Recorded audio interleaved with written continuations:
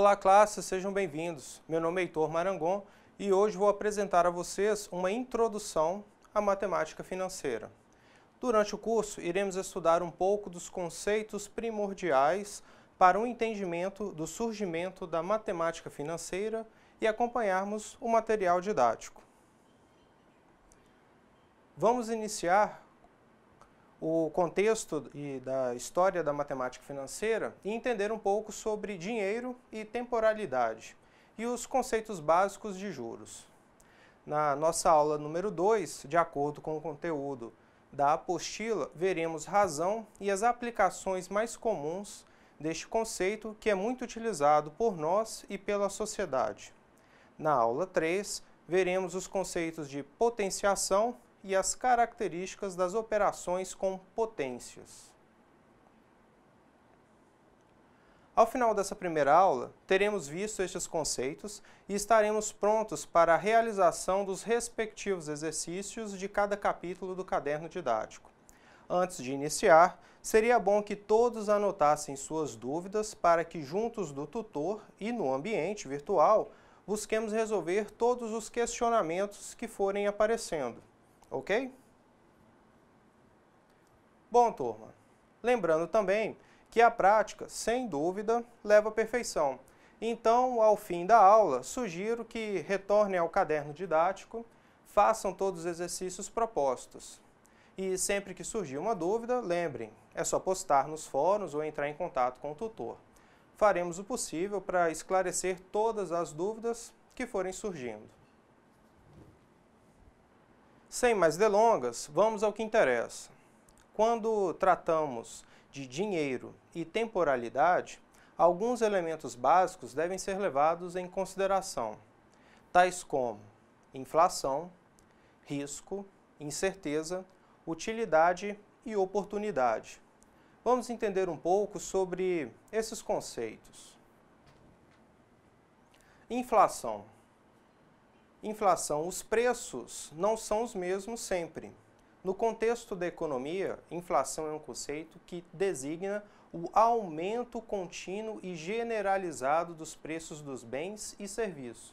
No sentido literal, o termo inflação significa o efeito de inflar ou inchar. O aumento de preços é verificado na grande maioria dos bens e não só em algumas. Há uma acentuada diminuição do poder de compra devido a vários fatores, como, por exemplo, o rendimento salarial, que não sofre alteração. A noção de inflação da economia surgiu em 1838 e significa o aumento dos preços que acontece de forma persistente e que resulta na diminuição do poder de aquisição de uma determinada moeda. Uma das causas da inflação é o aumento da emissão de papel moeda pelo governo para cobrir gastos do próprio Estado. Quando isso acontece, há um maior volume de dinheiro em circulação no mercado, mas não houve criação de riqueza ou aumento da produção. Neste caso, é exigido maior quantidade de dinheiro para adquirir a mesma quantidade de produto, o que resulta na inflação. O risco. Risco. Os investimentos envolvem risco que geram grande perda ou ganho de dinheiro. Risco em investimento pode ser facilmente compreendido pela probabilidade de alguma incerteza ou variável imprevista impactar nas operações de mercado. Essa interferência pode levar à possibilidade de perda de parte de todo o valor do investimento originalmente ou até mesmo de um valor superior ao investimento feito, caso haja uma alavancagem.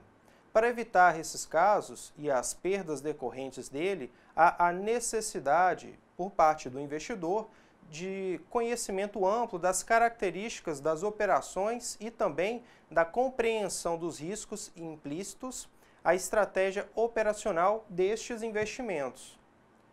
Os principais riscos que um investidor pode incorrer são: risco de crédito. Este é um risco geralmente conhecido da população e que contempla o não cumprimento das obrigações financeiras por parte do tomador de recursos, nos termos e prazos combinados.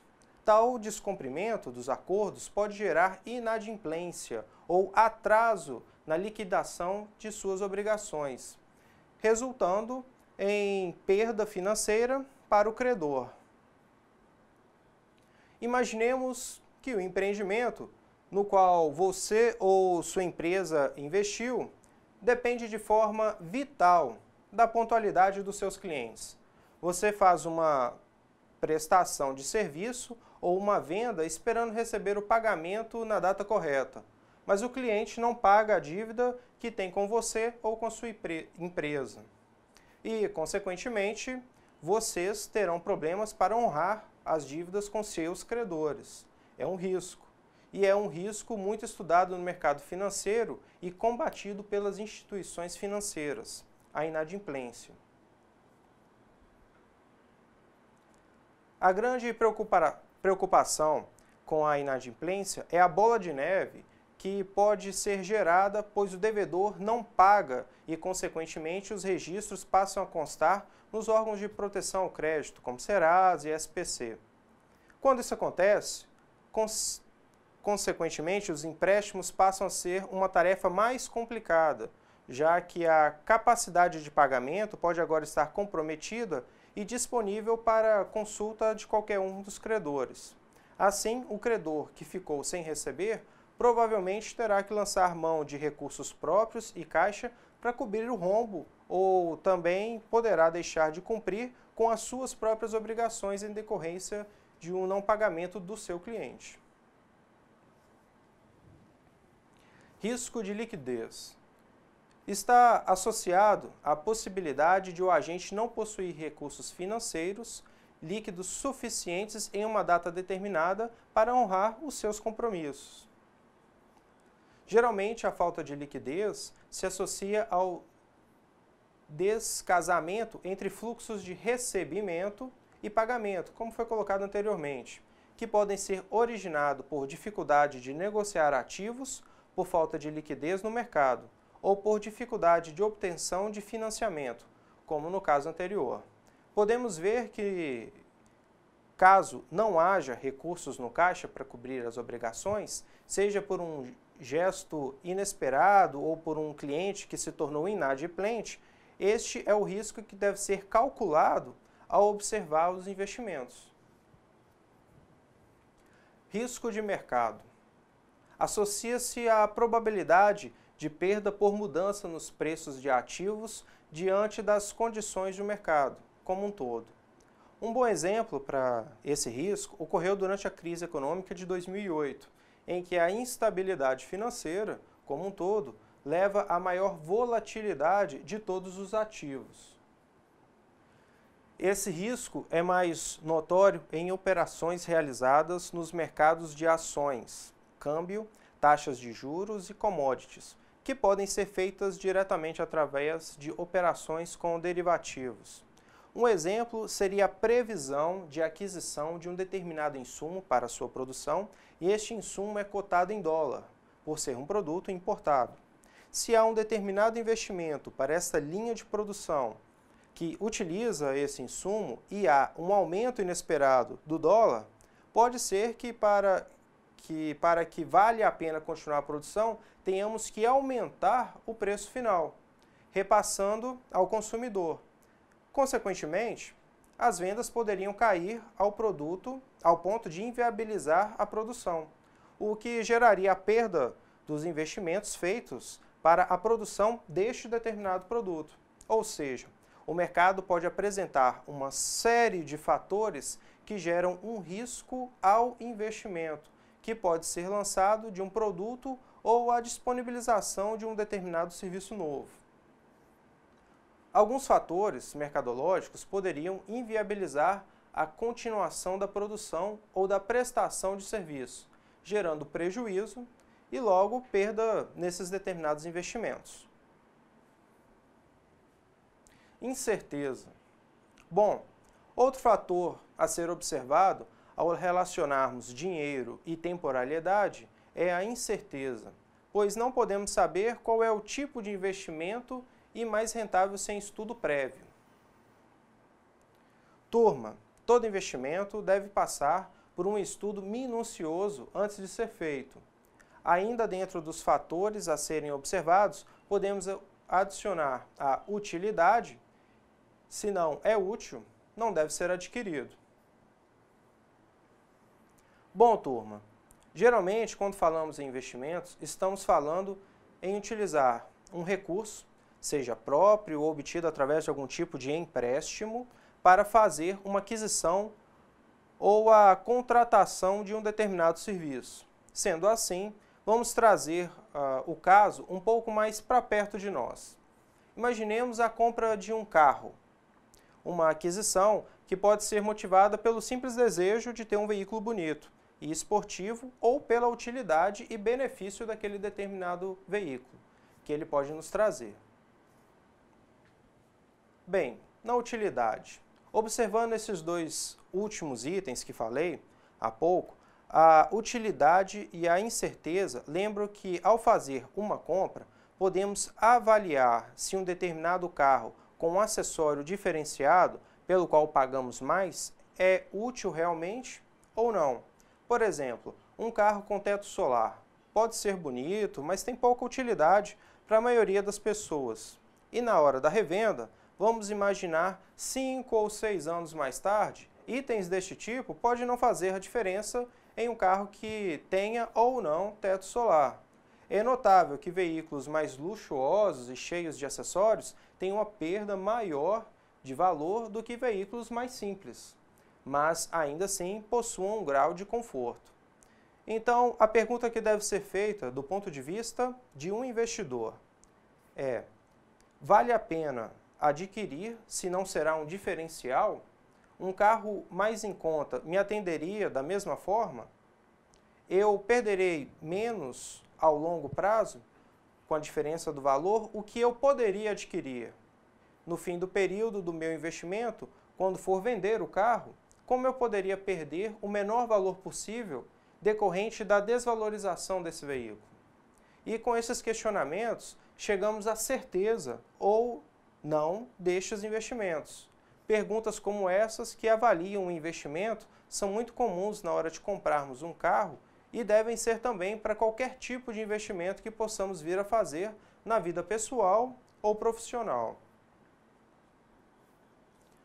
Então, pessoal, utilizei o caso do carro ou uma moto porque são casos muito comuns na nossa vida. E claro que não levei em consideração preferência por marca ou modelo. Afinal, este é um tipo de aquisição que pode ser feita simplesmente para atender um desejo puramente pessoal, não é mesmo?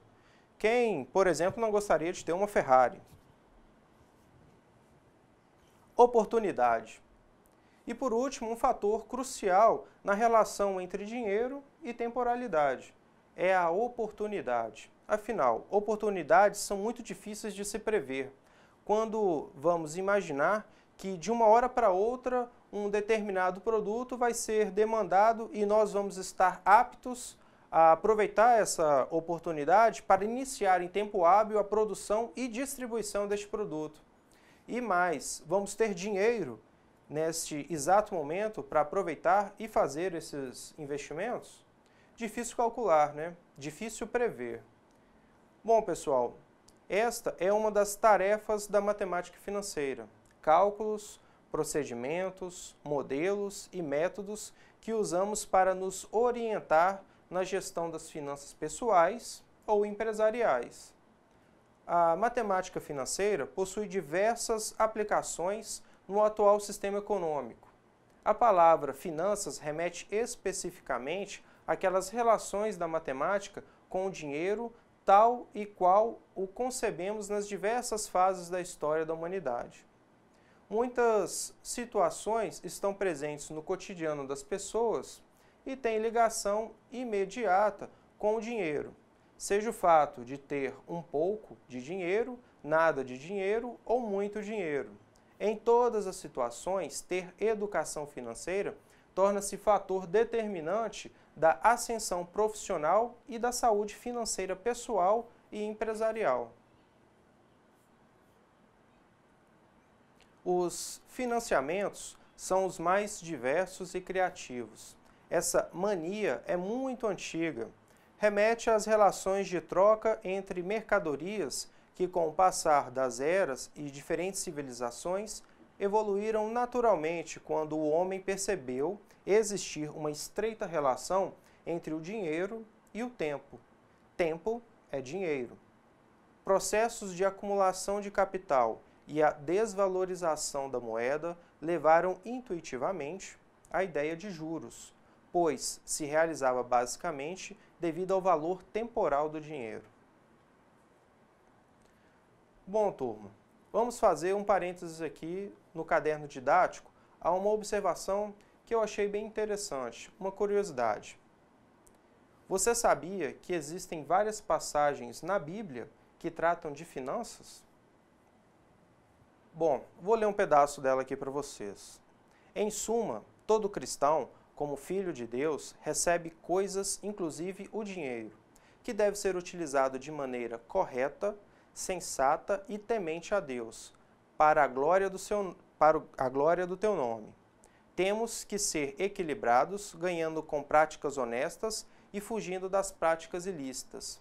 É lícito desfrutarmos dos benefícios que o dinheiro traz, mas não devemos nos apegar à cobiça a qualquer custo para conseguir o dinheiro.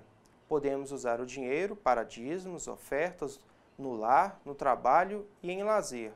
Para pessoas, devem evitar contrair dívidas fora do alcance, comprar sempre o possível à vista, fugir dos fiadores, pagar os impostos e, como patrão, pagar justos salários. Interessante, né? Achei bem legal essa passagem. Bom, pessoal, vamos avançar. Vamos dar uma olhadinha no conceito inicial e no surgimento dos juros. O conceito de juros surgiu no momento em que o homem percebeu a existência de uma afinidade entre o dinheiro e o tempo. As situações de acúmulo de capital e desvalorização monetária davam a ideia de juros, devido ao valor monetário do dinheiro, momentâneo do dinheiro. Cada dia, as diferentes moedas tinham e continuam tendo um determinado valor. Algumas tábuas matemáticas se caracterizavam pela organização dos dados e textos relevantes que relatavam o uso e a repartição de insumos agrícolas através de operações matemáticas. Os sumérios, povos que habitavam o Oriente Médio, desenvolveram o mais antigo sistema numérico conhecido. Registravam documentos em tábuas de argila. Essas tábuas retratam documentos de empresas comerciais. Algumas eram utilizadas como ferramentas auxiliares nos assuntos relacionados ao sistema de peso e medida. Havia tábuas para a multiplicação, números quadrados, números cúbicos e exponenciais. Ideia de função. As funções exponenciais estão diretamente ligadas ao cálculo de juros compostos e de juros simples, a noção de função linear. Mais adiante, veremos com mais detalhes essas relações. A escrita, consequentemente, existe a relação da escrita antiga dos sumérios com o nosso sistema de numeração. O sistema indo-arábico, inventado pelos hindus e transmitido à Europa, pelo Ocidente, pelos árabes, e os juros, sempre existiram? Na época dos sumérios, os juros eram pagos pelo uso de sementes e de outros bens emprestados. Os agricultores realizavam transações comerciais onde adquiriam sementes para efetivarem suas plantações. Após a colheita, os agricultores realizavam o pagamento através de sementes e com a seguida quantidade proveniente dos juros do empréstimo. A forma de pagamento dos juros foi modificada para suprir as exigências atuais. No caso dos agricultores, claro que o pagamento era feito na próxima colheita. A relação tempo/juros foi se ajustando de acordo com a necessidade de cada época. Atualmente, nas transações de empréstimos, o tempo é pré-estabelecido pelas partes negociantes.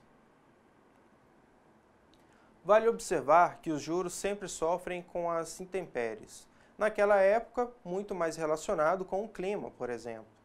Atualmente, os juros sofrem alterações de base por conta das políticas monetárias, do Banco Central, ou seja, a oscilação do juro depende não apenas da vontade política econômica do ministro da Fazenda e das decisões do Copom, que é o Comitê de Política Monetária do Banco Central, mas também das políticas econômicas nacionais e internacionais de diferentes gestões. Período de crises financeiras, alta e baixa de taxas de desemprego, da instalação de indústrias e de índices de desenvolvimento humano. Atualmente, se utiliza o financiamento para as mais diversas situações do universo capitalista, porque o ter é a engrenagem da máquina financeira mundial. A compra da casa própria, carro, moto, realizações pessoais, no caso dos empréstimos, compras a crediário ou com cartões de crédito, aplicações financeiras, investimentos em bolsas de valores, entre outras situações financeiras, depende do quanto se ganha, de quanto está disposto a arriscar em um financiamento a curto, médio ou longo prazo. Em resumo, todas as movimentações financeiras são baseadas na estipulação prévia de taxas de juros e envolvem o tempo para quitar essa determinada dívida. Empréstimo. Ao realizarmos um empréstimo, a forma de pagamento é feita através de prestações mensais, acrescidas de juros. Isto é, o valor de quitação do empréstimo é superior ao valor inicial do empréstimo. A essa diferença damos o nome de juros, ou seja, o bem adquirido tem valor agregado maior do que se fosse comprado à vista, em parcela única. Uma questão pertinente: é melhor comprar parcelado ou guardar o dinheiro para comprar à vista? Esse é o grande objetivo da formação para a educação financeira. Nossa meta para este curso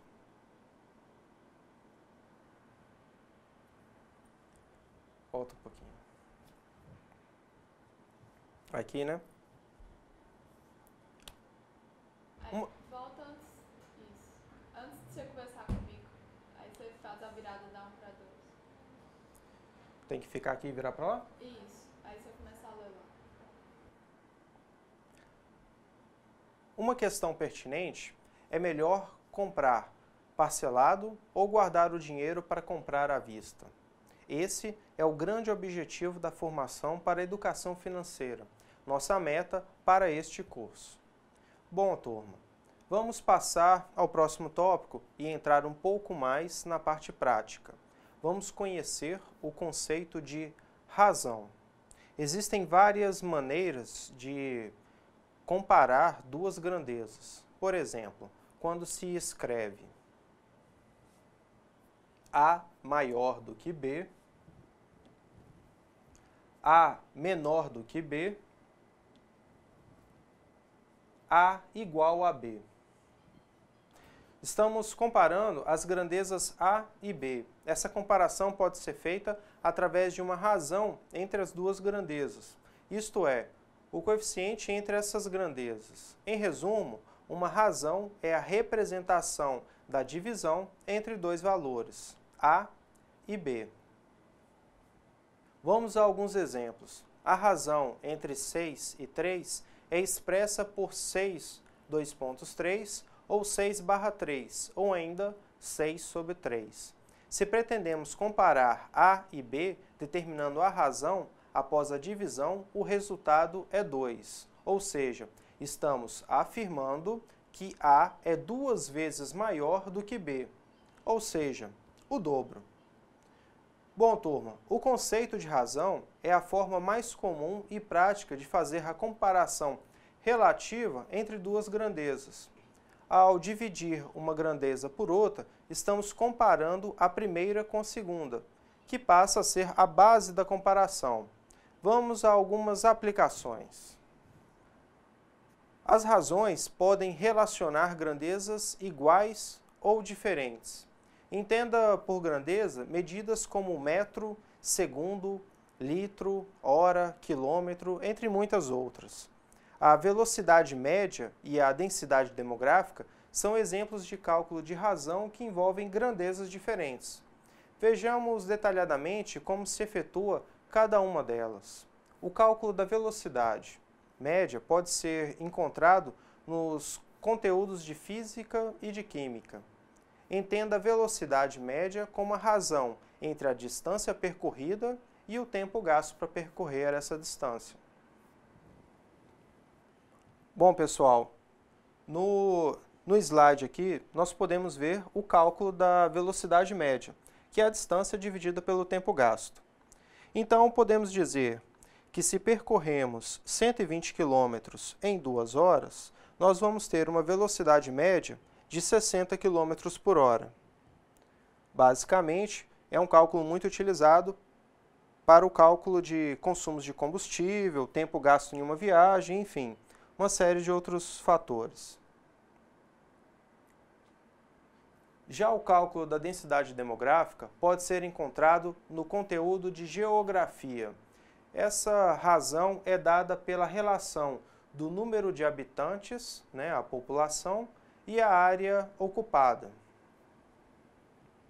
Podemos observar aqui no mapa o cálculo, por exemplo, da densidade demográfica do Rio de Janeiro. Vamos supor que uma determinada área do Rio de Janeiro tenha 100 mil habitantes em uma área de 5 mil quilômetros. Qual seria a densidade demográfica?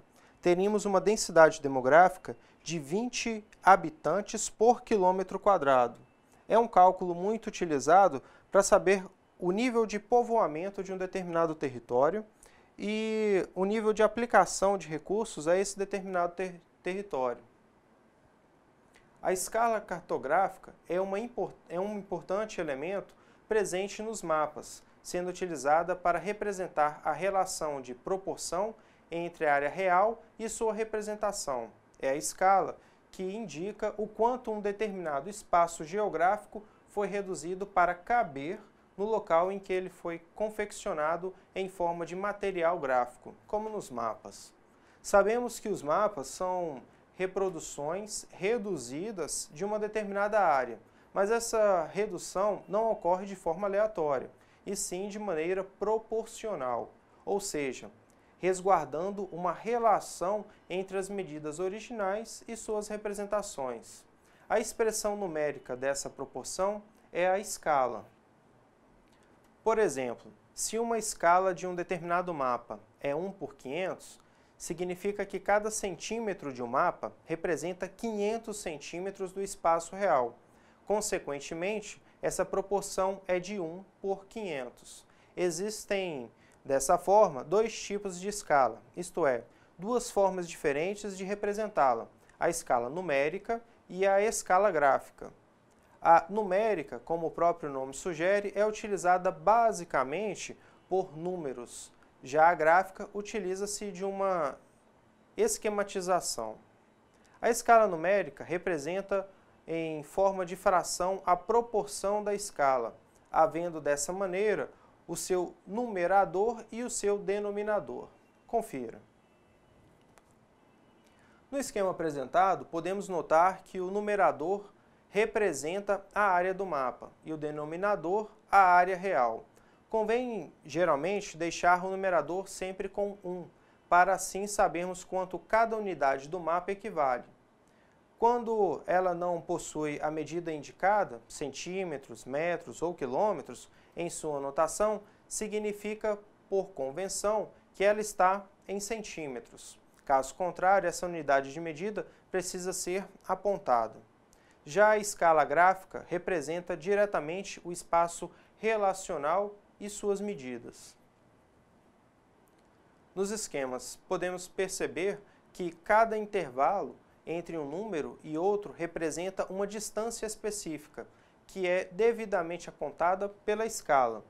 Esse tipo de escala possui o mérito de aumentar e reduzir juntamente ao mapa. Assim, se eu transferir um mapa que estava em um papel menor para um pôster grande, a escala continuará correta, o que não aconteceria com a escala numérica, que neste caso teria de ser recalculada.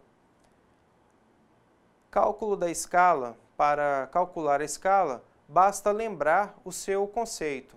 Escala é a relação, a divisão entre a área do mapa pela área real. Assim,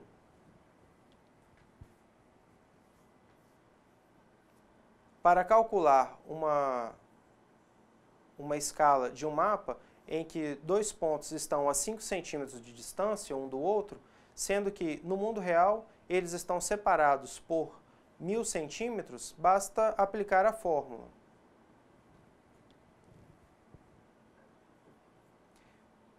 A escala, neste caso, é de 1 para 200. Para o nosso caso mais específico de finanças, um exemplo de razão é relacionar a noção de razão com a transformação de frações em números decimais, com vírgula. Vejamos alguns exemplos. A informação de que um produto que queremos comprar aumentou em R$ 25. Como saber se foi um aumento significativo? Como saber se vale a pena comprar aquele momento ou esperar por uma outra determinada promoção? De modo analítico, podemos comparar o valor do aumento com o valor do produto para analisar a razão do aumento, isto é, o quanto aumentou em relação ao valor inicial.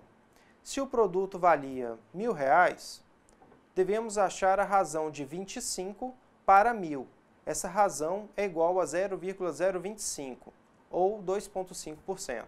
Sabemos que o produto aumentou 2,5%. Porém, se o produto valia R$ 100, teremos a razão de 25 para 100, isto é, o produto aumentou 25%. Note que a porcentagem nada mais é do que uma razão, uma comparação entre duas grandezas, o aumento e o preço do produto. Com este modo de analisar os valores, podemos tomar a decisão financeira de comprar ou não o produto. Vale ressaltar que, neste caso, não estamos levando em consideração outros fatores que ajudariam na decisão, como os juros, os riscos e o chamado custo de oportunidade do capital, como a gente viu. Bom, turma, as situações apresentadas destacam a linguagem mais utilizada nas finanças como um todo, a porcentagem. Vamos dar uma olhadinha nesses conceitos para saber mais. Percentagem ou porcentagem.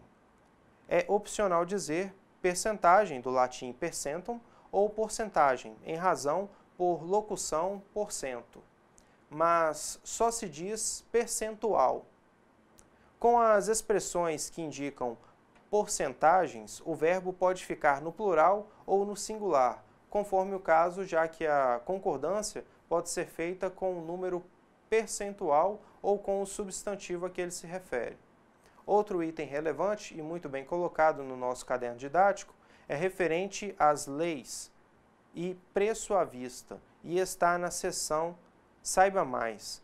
Já que estamos estudando matemática financeira e juros, acho que vale a pena a gente dar uma olhadinha. O artigo 31 do Código de Defesa do Consumidor determina que os produtos e serviços ofertados ou apresentados ao consumidor devem exibir, entre outras características, o seu preço. E esse preço é o de à vista, para o caso de o pagamento parcelado. O artigo 52 da mesma lei prevê como obrigação do comerciante informar ao consumidor, além do preço à vista, o montante dos juros cobrados, os acréscimos legalmente previstos, como taxa de abertura de crédito, por exemplo, e o valor total que será pago parceladamente. Este é um assunto que sempre aparece em reportagens, há uma série de desrespeitos às leis e órgãos de regulamentação e de fiscalização precisam estar sempre atentos para evitar que o consumidor seja lesado por práticas indevidas no comércio. Bom, pessoal, agora vamos avançar mais um pouco. Nessa parte final, vamos entrar no assunto potenciação. Nesta aula, você retomará o significado de algumas propriedades da potenciação e porcentagens, ou seja, conhecerá a importância da palavra porcento e também das aplicações nas questões financeiras. O que vem a ser potenciação? A ideia de potenciação pode ser explicada quando usamos a seguinte situação no lançamento de dados. Quando lançamos dois dados consecutivos, podemos obter os seguintes resultados. Assim, temos 36 resultados possíveis nesse lançamento. Entretanto, podemos chegar a essa conclusão utilizando outro raciocínio, que seria a multiplicação das possibilidades de resultado para cada um dos dados. Faça da mesma maneira, lançando 3 dados consecutivos. Chegaríamos ao resultado de 216 possibilidades. Logo, percebemos que essa situação representa uma potência, ou seja, um caso particular de multiplicação. Desta maneira, podemos definir potência como um produto de fatores iguais, onde A é a base, N é o expoente, o resultado é a potência. Por exemplo, observando o resultado de 2 elevado a 2, menos 3 elevado a 3, 4 elevado a 4 e 5 elevado a 5, podemos observar também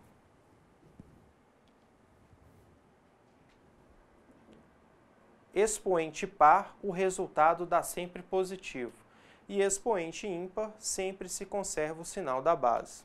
Agora observem este quadro.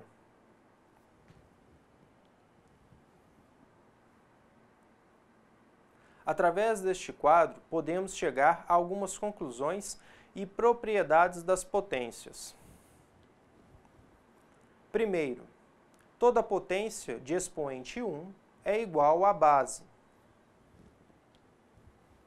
Segundo, toda potência de expoente 0 é igual a 1, sendo A diferente de 0.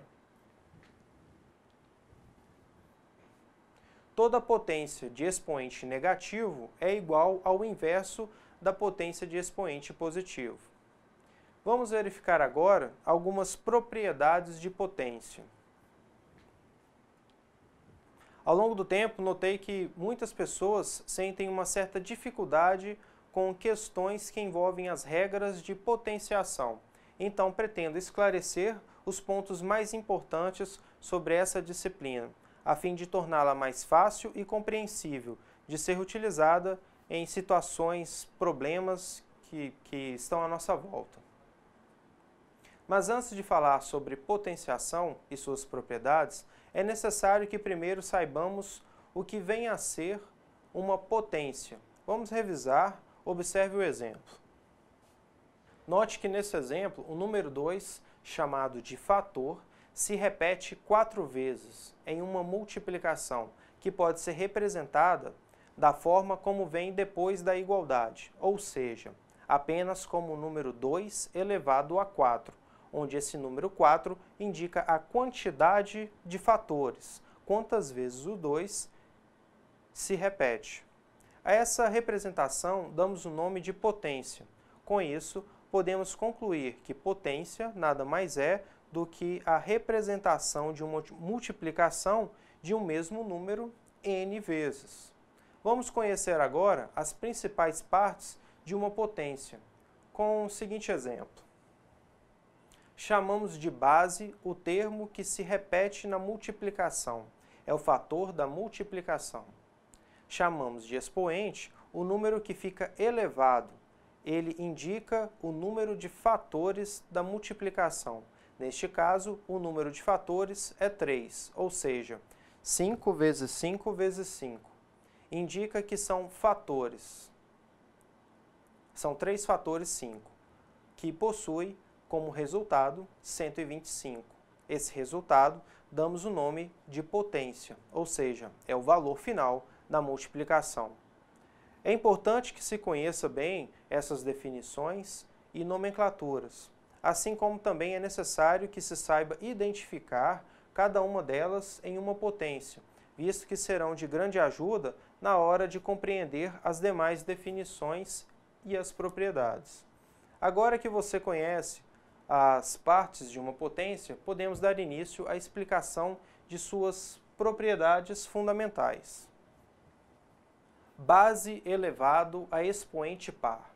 Quando temos um número real elevado a um expoente par, o seu resultado será sempre um número real positivo.